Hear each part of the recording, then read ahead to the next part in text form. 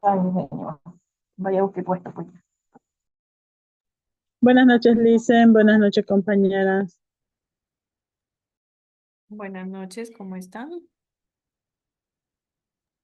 Buenas noches, Liz. Buenas noches, compañeros.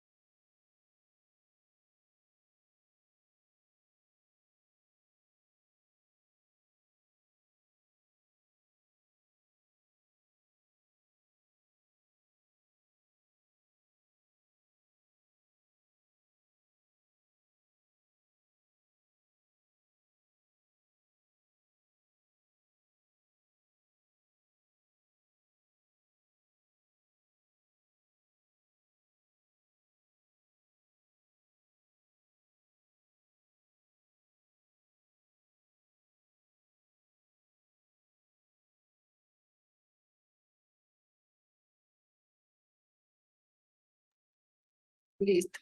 Hemos esperado unos 5 minutitos para que se conecten y vamos a empezar con la clase del día de hoy. Recuerden que en este caso hemos venido hablando sobre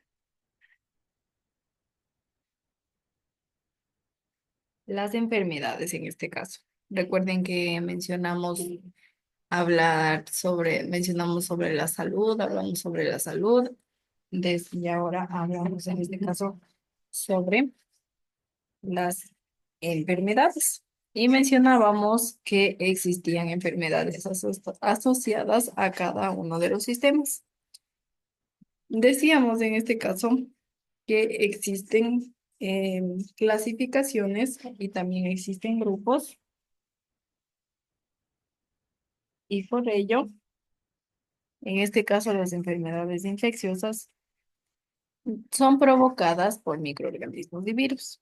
Las enfermedades no infecciosas, en cambio, tenemos a los tumores y el cáncer. Las enfermedades y trastornos del ser humano también, un grupo son las drogodependencias. Y en el caso de enfermedades y trastornos del ser humano, tenemos otro grupo que son los accidentes.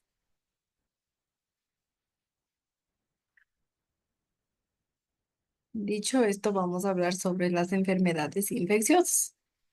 En este caso, los microorganismos son seres vivos microscópicos que pueden vivir en diversos medios. Recuerden que ya estudiamos a los microorganismos, ¿no? Y les decía en este caso que son seres microscópicos que pueden vivir en diversos medios. Diversos medios como el agua, el suelo y también estos microorganismos pueden vivir en los seres vivos. Las bacterias y hongos también en este caso son microorganismos, al igual que los protozoos. Algunos de ellos son en este caso microscópicos, ¿no? Como les mencionaba, y también son patógenos.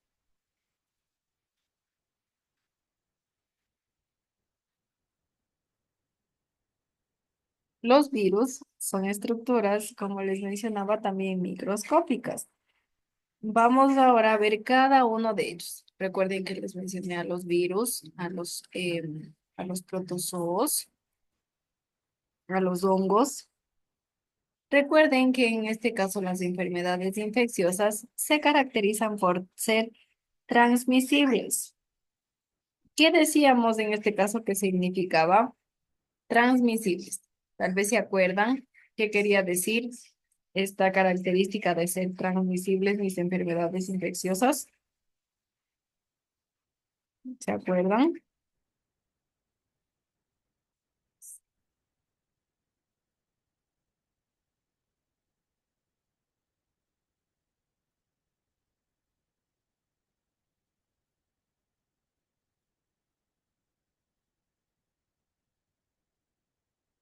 ¿Nadie se acuerda? ¿Qué mencionaba yo al referirme con transferibles? ¿Qué quería decir yo?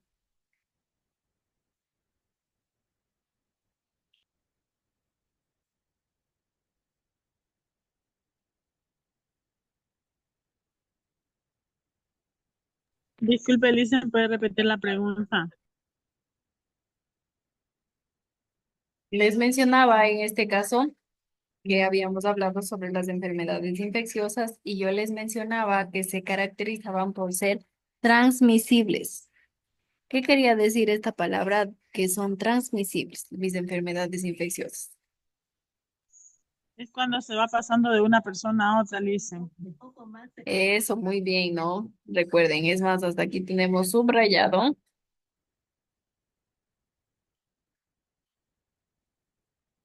Les decía que se caracterizan por ser transmisibles. ¿Por qué? Porque puede pasar de una persona enferma a otra sana. Eso significa transmisibles, que en este caso las enfermedades infecciosas pueden pasarse de una persona sana, perdón, de una persona enferma a otra persona sana. Listo, esto en este caso es transmisibles, ¿no? También habíamos hablado en este caso de que los microorganismos y los virus que son patógenos y estos microorganismos y virus obtienen nutrientes y se reproducen a expensas del ser humano, se les denomina parásitos. ¿Por qué en este caso se llaman parásitos? Porque viven a expensas del ser humano, ¿no? En este caso, estos microorganismos y estos virus se les denomina parásitos. También había mencionado que en cambio al ser humano se le denomina hospedador. Obviamente, ¿por qué? Porque decimos que los microorganismos y los virus patógenos viven a expensas del ser humano. Por eso en este caso el ser humano, o sea, nosotros somos el hospedador y ellos son los parásitos. Listo. Y ahora vamos a hablar sobre las bacterias, los protozoos, los hongos y los virus. Las bacterias en este caso son seres vivos formados por una sola célula de estructura muy sencilla. Esta célula de estructura muy sencilla se le denomina célula procariota. Vamos a continuación a ver las características que tiene mi bacteria. En este caso tiene tres características importantes: la estructura celular, la forma de las bacterias y las funciones vitales. Tres en este caso, ¿no? En cuanto a mi estructura celular, ¿qué mencionaba?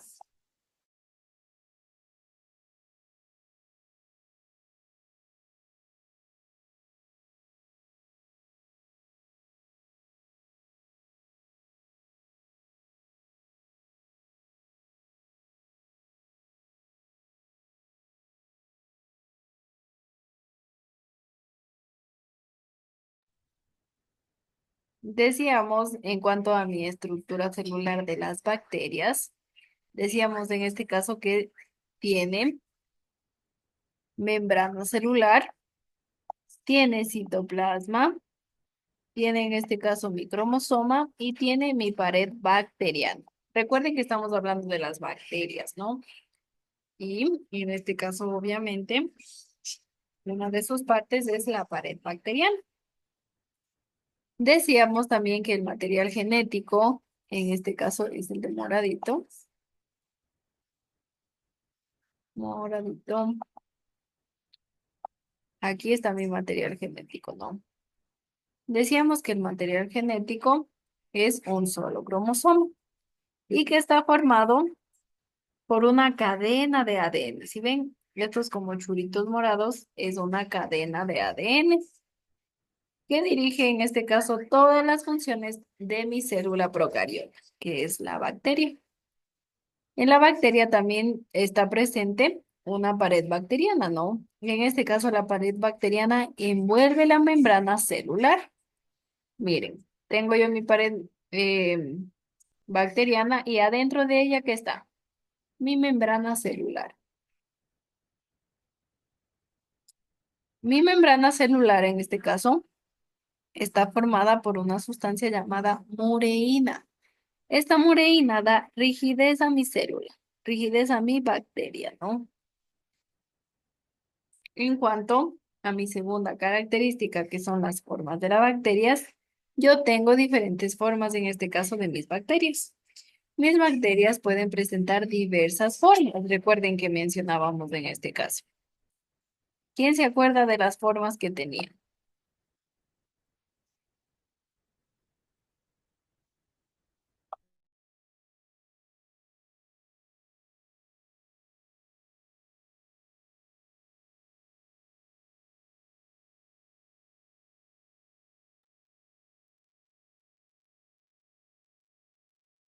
Recuerden que decíamos que las bacterias pueden tener forma de bacilos, que en este caso son como bastoncitos. Si miran bastoncitos, también pueden tener forma de cocos, que en este caso son esféricos, miren. En este caso tenemos por separados mis cocos y ya formando una cadena. Bacterias llamados cocos son en forma esférica. Los bacilos, en cambio, ¿qué? Son en forma de bastón. Mis estiridios, en este caso, tienen forma como de tirabuzón, ¿no? Miren, aquí tengo yo mis espiridios. O de espirales, no tienen forma de espiral. Puro churito, ¿sí le ven? Aquí están mis espiridios, en forma de churitos. Y mis vibrios, que en este caso se parecen a unas gomitas, ¿no? O a unas medias donas. Tengo yo aquí, miren. Aquí tengo mis vibrios, que son en forma de gomitas. Y como tercera característica, nosotros obviamente tenemos funciones vitales de mis bacterias.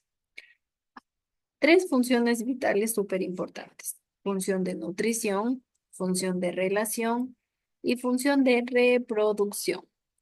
En cuanto a mi función de nutrición, ¿qué decíamos? Que eran en este caso autótrofas y otras bacterias eran heterótrofas. ¿Qué decíamos que se refería a este término autótrofas?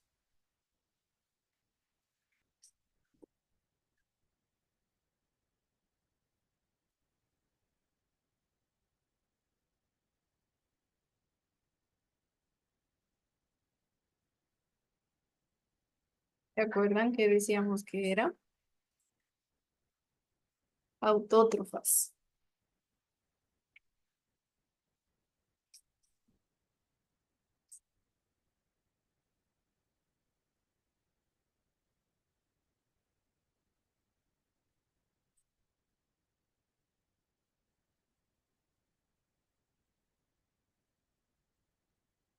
Autótrofas decíamos que eran, en este caso,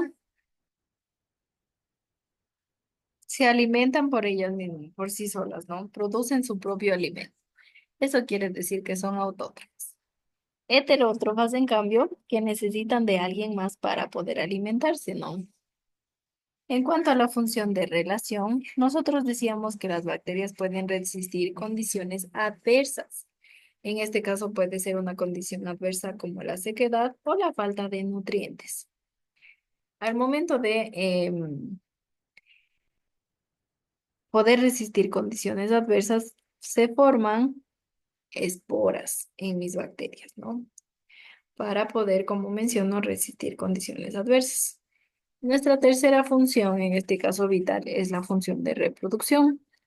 Y miren, en cuanto a mi función de reproducción, es cuando de una célula progenitora, que en este caso tengo yo aquí, mi célula progenitora, se obtienen dos células hijas, miren, una célula y dos células. En este caso, el cromosoma que tengo yo aquí se duplica y se forma un tabique, que en este caso es el que yo tengo en el medio, un tabique de mureína. En este caso, mi tabique de mureína separa mis dos células. Existe el tabique y ahí sí separa mis dos células. Eso en cuanto a mi función de reproducción. Hablamos, recuerden que decíamos que íbamos a hablar de las bacterias, de los protozoos, de los hongos y los virus. Hemos hablado de las bacterias. Ahora vamos a hablar de los protozoos. En este caso, mis protozoos son organismos unicelulares eucariotas. Algunos poseen cilios o flagelos para desplazarse. Esto en cuanto a mis protozoos. Mis hongos, en cambio, son un grupo de organismos eucariotas. Estos organismos eucariotas tienen representaciones unicelulares y pluricelulares.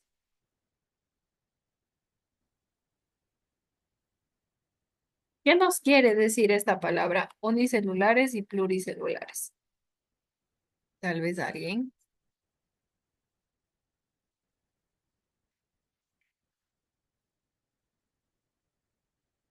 Unicelulares, pluricelulares.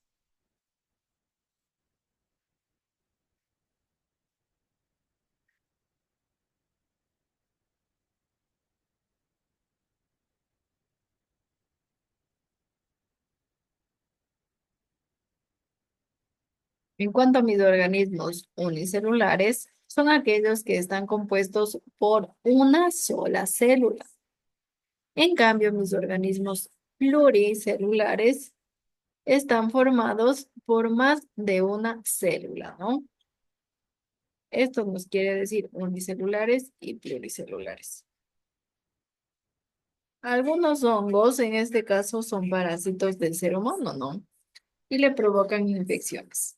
Una de estas infecciones puede ser la micosis. En este caso, la micosis produce mucha picazón, ¿no? Y finalmente hablamos de los virus. Los virus en este caso tienen una estructura muy sencilla, a comparación, no, obviamente, de los hongos, de los protozoos. En su forma, en este caso más simple, solo posee una cápsida. Aquí tengo yo el gráfico de mi virus, ¿no? Como les mencionaba, en su forma más simple, en este caso de los virus, solo poseen una cápsida proteica en este caso, que envuelve y protege a mi ácido nucleico. Miren, aquí está en este caso mi envoltura. ¿Y qué decimos? Tiene una cápsida proteica que envuelve y protege a mi ácido nucleico. ¿Cuál es mi ácido nucleico en este caso? Es como cordón tomate, ¿no? Todo ese cordón es mi ácido nucleico. Recuerden que el virus en este caso tiene una estructura súper sencilla, ¿no? En este caso, en su forma más simple, solo posee una cápsula proteica que envuelve y protege a un ácido nucleico.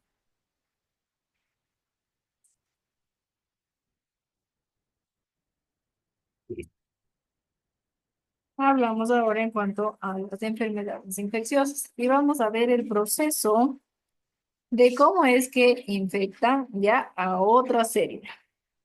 En este caso, los virus penetran a la célula a través de la membrana celular. Miren, aquí tengo yo mi virus. Aquí tengo mi virus y aquí tengo mi membrana celular. En este caso, los virus penetran en la célula a través de la membrana celular.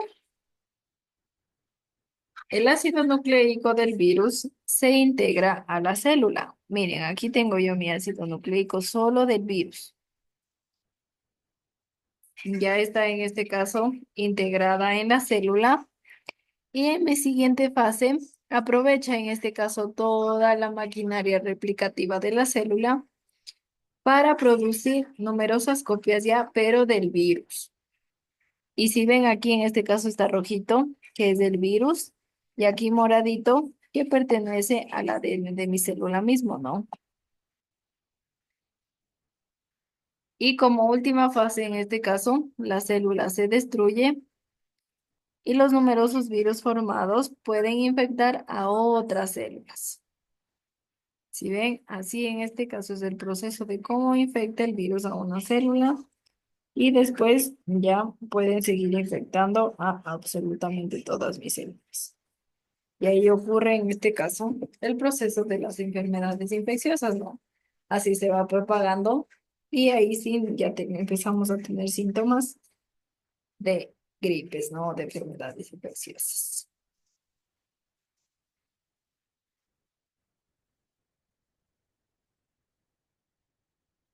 Recuerden, en la primera fase,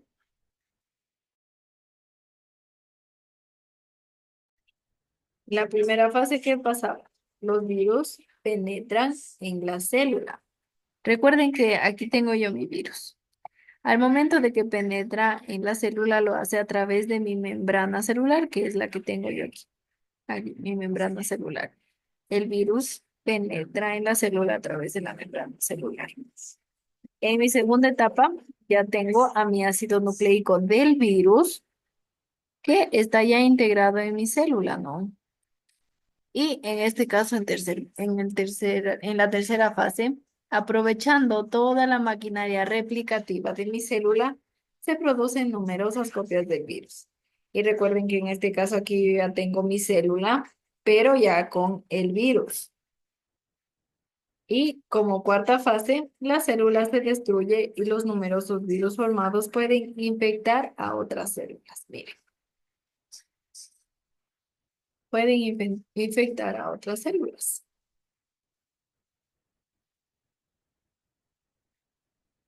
En cuanto a el proceso de enfermedades infecciosas, hablábamos que existían 5 fases. La fase del contagio, la fase del periodo de incubación, la fase del periodo de estado, la fase del periodo de resolución y la última fase que es periodo de convalescencia. Convalescencia, perdón. El periodo de convalescencia. Recuerden, tenemos 5 fases. En la fase del contagio, en este caso, es la transmisión de la enfermedad a una persona sana.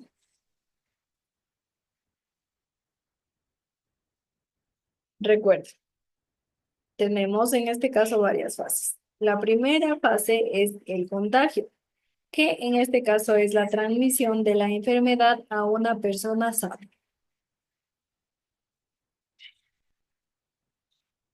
Esta transmisión de la enfermedad puede producirse de forma directa.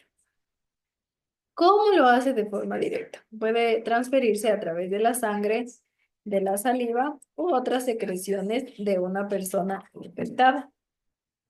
Y puede también producirse de forma indirecta.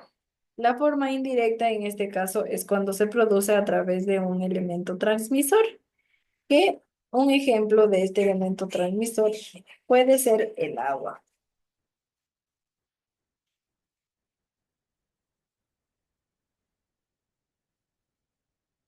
Recuerden, en este caso es mi primera fase, el contagio.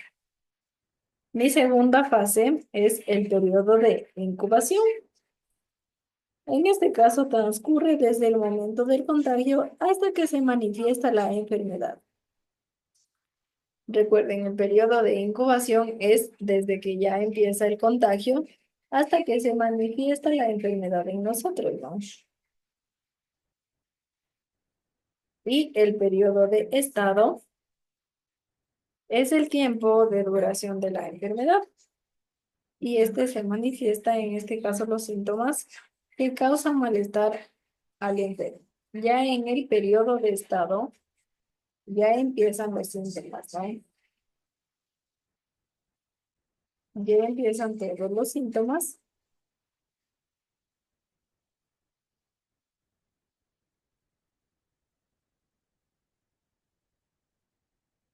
y todas las molestias causadas al enfermo.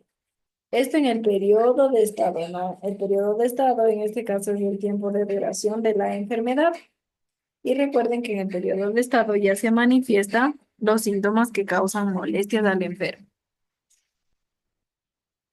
El siguiente es el periodo de resolución. En este caso, el periodo de resolución. El periodo de resolución es la curación, en este caso ya es la fase de curación y puede tener una duración variable. Perdón.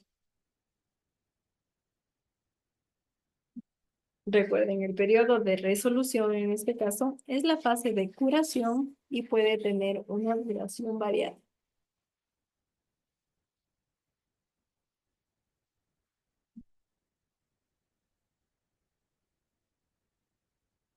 Puede tener una duración variada, depende obviamente de el contagio, de que se hayan contagiado, puede ser de gripe, de en este caso algún resfrío, que obviamente dura menos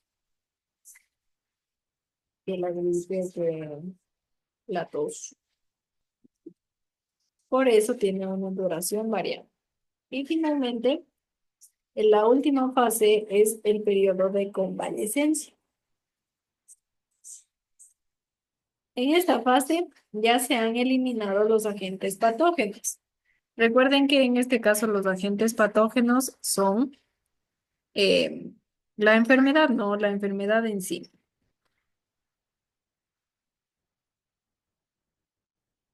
Y en este periodo de convalecencia que menciono, en este caso ya se han eliminado los agentes patógenos, pero el organismo necesita un tiempo para recuperarse totalmente, ¿no?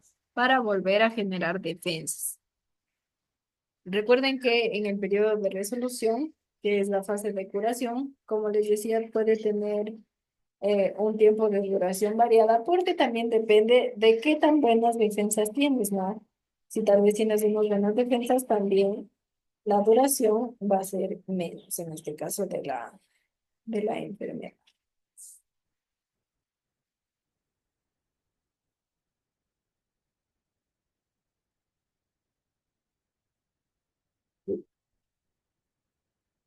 En este caso, en esta fotito, nosotros tenemos algunas de las enfermedades, cómo produce el contagio y los problemas que causa. Una de ellas es la meningitis.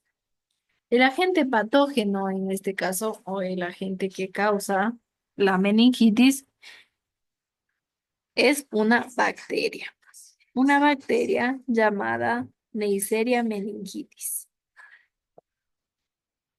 El contagio es directo. Puede ser inhalado a través de las gotitas expulsadas por una persona enferma al toser o estornudar. Por eso en este caso el contagio es directo, ¿no?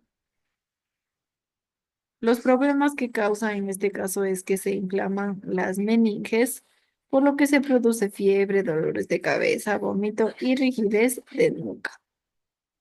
En la meningitis, ¿no? Otra muy común es la gastroenteritis, que en este caso el agente patógeno que la provoca es la salmonela. Este contagio es indirecto.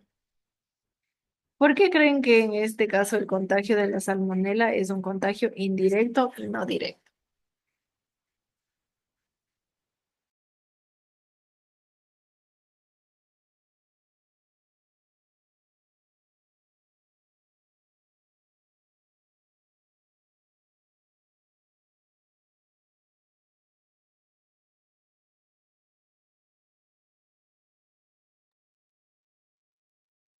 es un contagio indirecto porque este contagio se produce bebiendo agua o tal vez comiendo alimentos contaminados. Los problemas que causan en este caso la gastroenteritis es que se inflama la mucosa gástrica y la intestinal, por lo que se produce diarreas, vómitos y fiebres, ¿no? En este caso, provoca la bacteria Salmonella. Y la enfermedad se llama gastroenteritis, ¿no?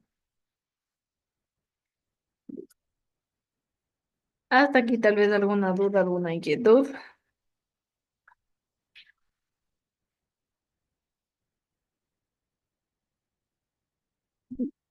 Seguimos ahora con la prevención. Los hábitos de higiene, en este caso, como lavarse las manos antes de tomar alimentos y ducharse con frecuencia, tienen la finalidad de impedir el contacto prolongado con agentes patógenos.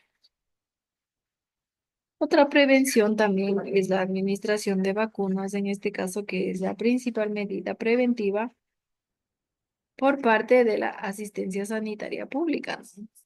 Las vacunas en este caso son sustancias preparadas con los microorganismos patógenos, pero en este caso ya el virus está inactivo o debilitado. Y en este caso las vacunas, obviamente, para lo que funcionan es que se desea evitar en este caso el contagio o el riesgo de enfermedades.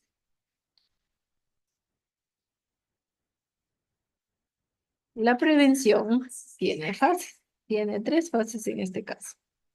Cuando los microorganismos patógenos o antígenos que contienen la vacuna se incorporan al organismo, se produce obviamente una respuesta inmunitaria. En este caso, por ejemplo, si nosotros nos vacunamos, los microorganismos patógenos o antígenos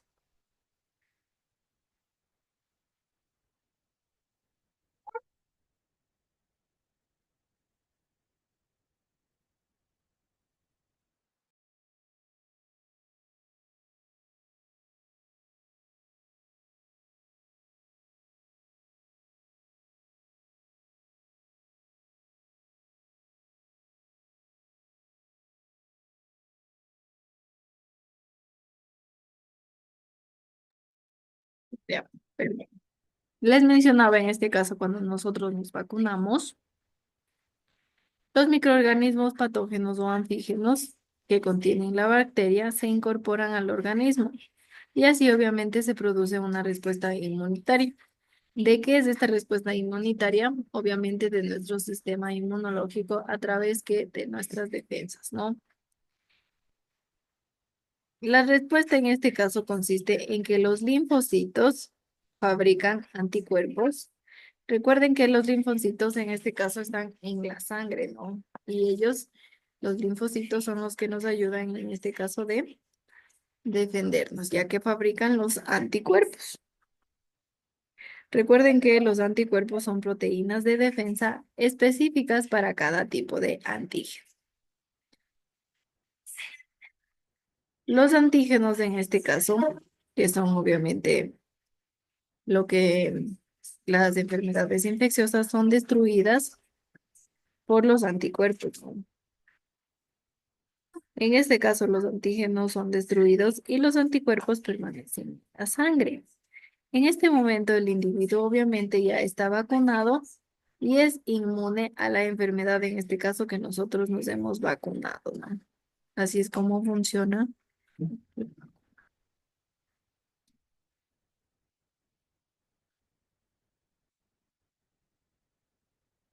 Listo.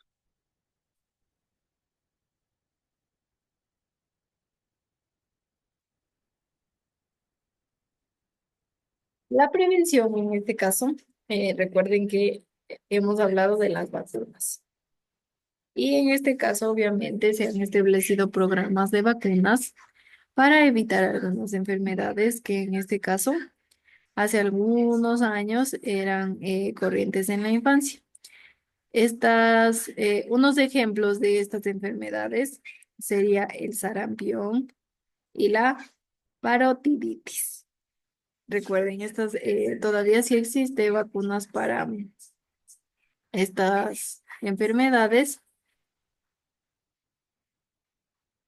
Y recuerden que en este caso también se administran vacunas ocasionalmente a personas que van a viajar o a correr el riesgo de contraer alguna enfermedad.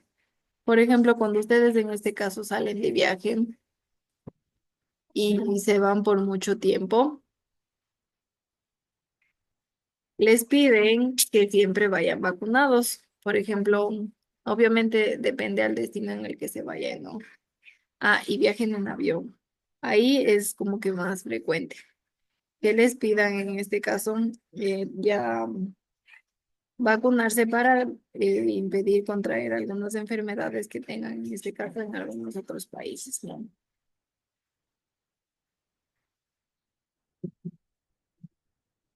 Y dicho esto, hablamos del tratamiento. En este caso, el tratamiento más frecuente que existe es la administración de medicamentos.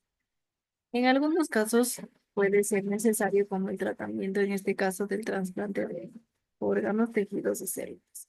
Recuerden, la administración de los medicamentos puede ser así de necesario como el tratamiento del trasplante de órganos, tejidos y células. En cuanto a los medicamentos son un conjunto de varias sustancias. En este caso, son las responsables de la acción que se llama principio activo. La función que tiene obviamente mis medicamentos es de aliviar y curar enfermedades, ¿no? Obviamente, dependiendo del síntoma, existe un medicamento diferente. Y en cuanto al trasplante de órganos, tejidos o células, en este caso obviamente es una técnica médica que consiste en sustituir un órgano, tejido o célula dañado por otro sano, ¿no? Recuerden esto. Y listo. Esto sería todo por el día de hoy. Nos vemos en este caso en la siguiente clase. Hasta luego con todos. Gracias, Liz. Gracias. Buenas noches. Hasta otro día.